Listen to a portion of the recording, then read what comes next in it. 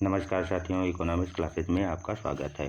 आज हम पश्चिमी विचारक प्लेटो से संबंधित एक नए टॉपिक पर चर्चा करने वाले हैं। आज का हमारा टॉपिक है प्लेटो का साम्यवाद एवं उसकी क्या विशेषताएं हैं तथा किन आधारों पर उसकी आलोचना की जाती है, इस पर चर्चा करेंगे। चर्चा शुरू करने से पहले ऐसे विद्यार्थी जो टीजीटी, पीजीटी, असिस्टेंट प्रोफेसर परीक्षा की तैयारी कर रहे हैं, उनको हम बता देना चाहते हैं कि प्लेटो से संबंधित 3 वीडियो पहले बन चुका है, उसे देख लें ताकि ये वीडियो आपको समझने में आसानी हो। तो चलिए हम लोग स्टार्ट करते हैं क्रम से। सबसे पहले हम लोग ये जानेंगे कि प्लेटो का साम्यवाद से क्या अभिप्राय है, किस पुस्तक में वह प्लेटो साम्यवाद को परिभाषित करता है।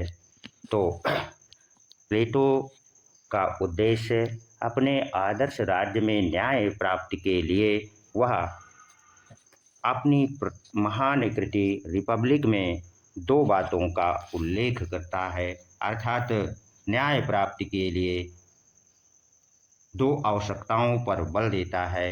प्रथम आवश्यकता वह यह बतलाता है कि राज्य द्वारा नियंत्रित सुनियोजित शिक्षा प्रणाली के द्वारा ही न्याय की प्राप्ति संभव है। द्वितीय आवश्यकता के रूप में वह ये बतलाता है कि साम्यवादी सामाजिक व्यवस्था के द्वारा ही आदर्श राज्य में न्याय की प्राप्ति हो सकती है। प्रथम आवश्यकता राज्य द्वारा नियंत्रित सुनियोजित शिक्षा प्रणाली पर हमने एक वीडियो पहले ही बना रखा है, अर्थात प्लेटो के का शिक्षा सिद्धांत क्या है, उसकी शिक्षा योजनाएं कौन कौन सी है, उसे जाकर देख लें। आज हम प्लेटो का जो मूल आधार न्याय की प्राप्ति था, उसके दूसरे तत्व अर्थात साम्यवादी सामाजिक व्यवस्था का अध्ययन करेंगे। प्लेटो अपनी प्रसिद्ध पुस्तक रिपब्लिक में कहता है कि शिक्षा ने शासक वर्ग में जो संस्कार उत्पन्न किया है, वह विपरीत परिस्थितियों में समाप्त हो सकते हैं। व्यक्ति परिवार और संपत्ति के मोह के माया जाल में फंस करके निजी स्वार्थ को प्राथमिकता देते हुए सामाजिक जीवन के प्रति अपने कर्तव्यों की अवहेलना कर सकता है। यहीं पर वह अपना एक प्रसिद्ध स्टेटमेंट भी देता है। वह क्या है, उसे समझ लेते हैं। वह कहता है, यानी प्लेटो कहता है कि साम्यवाद के बिना विवेक अर्थात विजडम निष्क्रिय हो सकता है तथा तृष्णा रक्षक को भेड़िया बना सकता है। यहाँ से प्रश्न बन सकता है कि यह स्टेटमेंट किसका है कि साम्यवाद के बिना विवेक अर्थात विजडम निष्क्रिय हो सकता है और क्षुधा अर्थात इंद्रिय तृष्णा रक्षक अर्थात शासक को भेड़िया बना सकता है। ठीक, चलिए आगे। प्लेटो अभिभावक वर्ग, संरक्षक वर्ग या शासक वर्ग के लिए जो एक नवीन सामाजिक व्यवस्था या साम्यवादी सामाजिक व्यवस्था का सुझाव देता है, वह उसके 2 मुख्य तत्व बतलाता है। वे कौन कौन से हैं, उसे समझते हैं। प्लेटो नवीन सामाजिक व्यवस्था के जो 2 मुख्य तत्व बतलाता है, प्रथम तत्व में वो ये कहता है कि संपत्ति विषयक, प्रथम में वह संपत्ति विषयक साम्यवाद की चर्चा करता है तथा द्वितीय तत्व में वह परिवार विषयक साम्यवाद या स्त्रियों के साम्यवाद की चर्चा करता है। तो हम लोग अब आगे एक एक करके संपत्ति विषयक साम्यवाद उसका क्या है, उसकी क्या विशेषताएं हैं तथा विभिन्न विद्वानों द्वारा किन आधारों पर आलोचना की जाती है, उसका विस्तृत अध्ययन करने वाले हैं। तो चलिए शुरू करते हैं कि प्लेटो का संपत्ति विषयक साम्यवाद क्या है। प्लेटो अभिभावक वर्ग के लिए, किस वर्ग के लिए? अभिभावक वर्ग के लिए अब संपत्ति विषयक साम्यवाद की का प्रतिपादन करते हुए कहता है, क्या कहता है कि अभिभावक वर्ग के पास केवल उतनी ही संपत्ति होनी चाहिए जितना जीवन के लिए नियतांत आवश्यक हो, अर्थात उसके पास अधिक धन नहीं होना चाहिए, केवल उतना ही धन शासक के पास होना चाहिए जितना जीवन व्यतीत करने के लिए आवश्यक है, तथा शासक का कोई अपना निजी घर भी नहीं होगा और वह सिपाहियों की तरह डेरों में निवास करेगा। तथा आगे कहता है कि शासक अर्थात अभिभावक वर्ग को सोना चांदी छूना तक नहीं चाहिए और उपरोक्त जो बातें वह बतलाता है, आगे कहता है कि इसी से शासकों की मुक्ति भी है तथा ऐसा करने पर ही वे राज्य के रक्षक बन सकेंगे।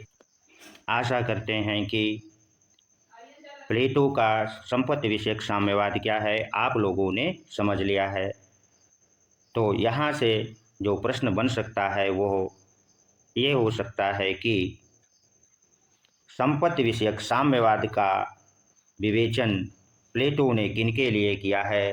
तो प्लेटो ने संपत्ति विषयक साम्यवाद का विवेचन केवल अभिभावक वर्ग, जिसे संरक्षक वर्ग या शासक वर्ग कहा जाता है, के लिए बतलाता है, सामान्य जन के लिए उसका साम्यवाद नहीं है। अब हम आगे जानेंगे कि प्लेटो के संपत्ति विषयक साम्यवाद की कौन कौन सी विशेषताएं हैं। तो प्लेटो के संपत्ति विषयक साम्यवाद की पहली विशेषता यह है कि प्लेटो का संपत्ति विषयक साम्यवाद केवल शासक अर्थात अभिभावक तथा सैनिक वर्ग के लिए है, ये उसकी पहली विशेषता है। अब हम उसकी दूसरी विशेषता क्या है कि प्लेटो के संपत्ति विषयक साम्यवाद का उद्देश्य राजनीतिक है, आर्थिक नहीं है, अर्थात वह धन के संबंध में ये नहीं बतलाता। संपत्ति विषयक साम्यवाद का उसका उद्देश्य राजनीति से संबंधित है, अर्थशास्त्र या इकोनॉमिक्स से उसका कोई संबंध नहीं है। प्लेटो के संपत्ति विषयक साम्यवाद की तीसरी विशेषता यह है कि प्लेटो का जो साम्यवाद है वह भोग का नहीं अर्थात उपभोग का नहीं है, बल्कि त्याग का मार्ग है। किसका मार्ग है? त्याग का मार्ग है। प्लेटो के साम्यवाद की चौथी विशेषता यह है कि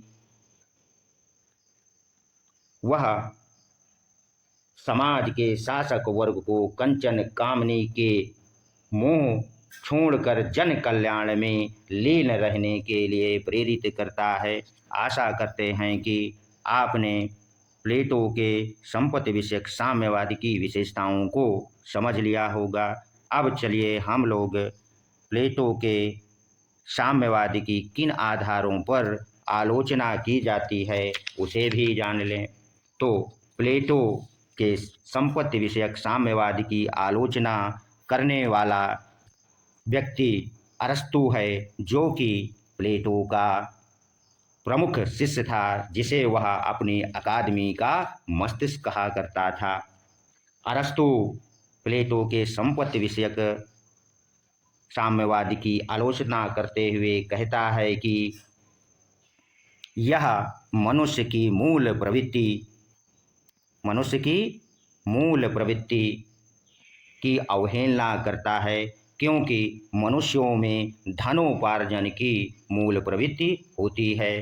दूसरा आधार वो ये बतलाता है आलोचना का कि यह उत्पादक वर्ग पर लागू ना होने के कारण, अर्थात प्लेटो ने समाज को जो 3 वर्गों में बांटा था, प्लेटो का संपत्ति विषयक साम्यवाद केवल शासक वर्ग और सैनिक वर्ग पर लागू था, तथा तीसरा वर्ग जो राज्य में था, उत्पादक वर्ग, उस पर उसने लागू ना करके राज्य की एकता और अखंडता को आघात पहुंचाया है और राज्य को 2 समुदायों में बांट दिया है।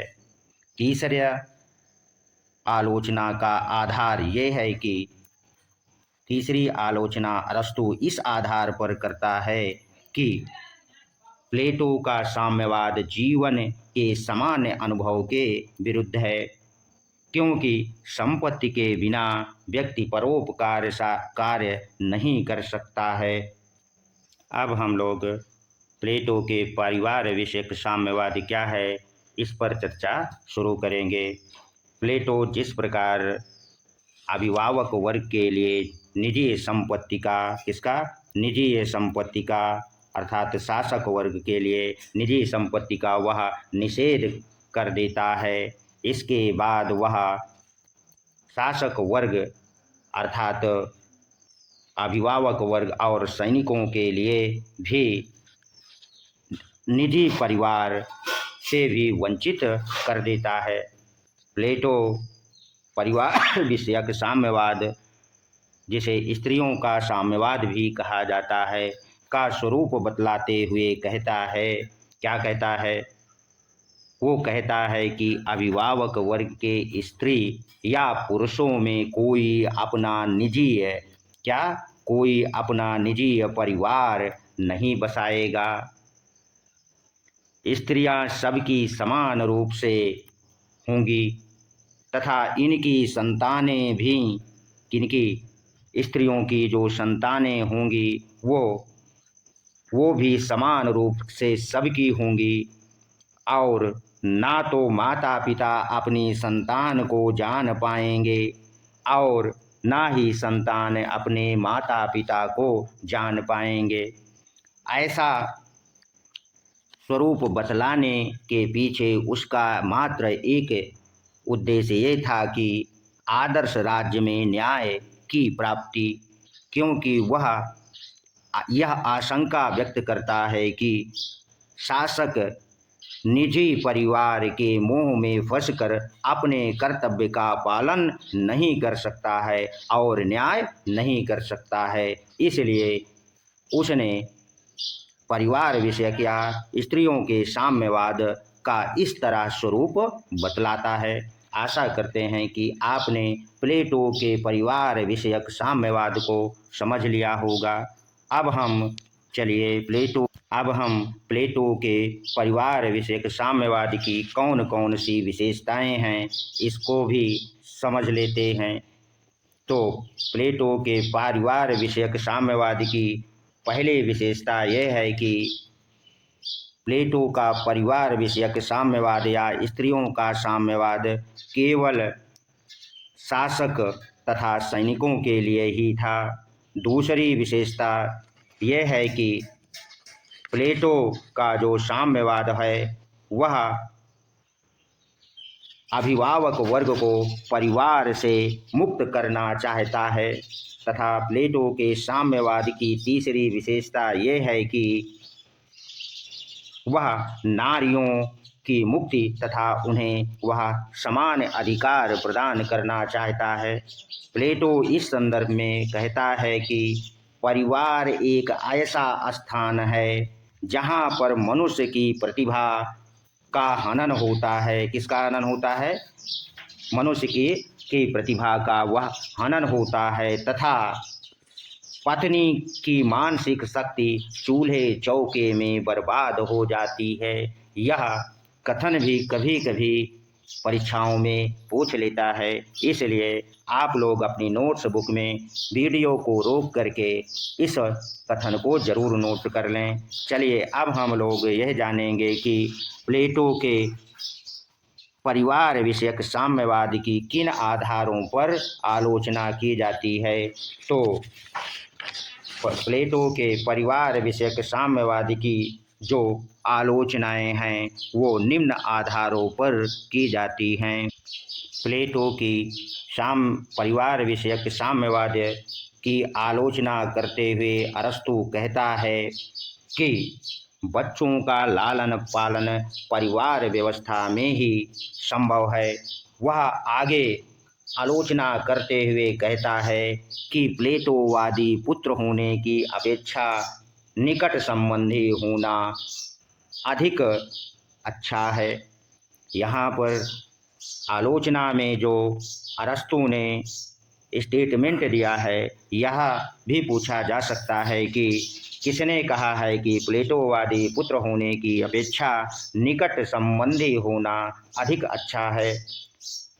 प्लेटो के परिवार विषयक साम्यवाद की आलोचना का दूसरा आधार यह है कि प्लेटो ने परिवार अथवा स्त्रियों के साम्यवाद को एक पिंजड़े के रूप में परिभाषित किया है, जबकि विद्वानों का मत है कि परिवार पिंजड़ा नहीं होता बल्कि एक घोंसले के समान होता है, जहाँ पर बालक का लालन पालन और उसका पोषण होता है। धन्यवाद। आशा करते हैं कि आप लोगों ने आज के टॉपिक को भली भांति समझ लिया होगा।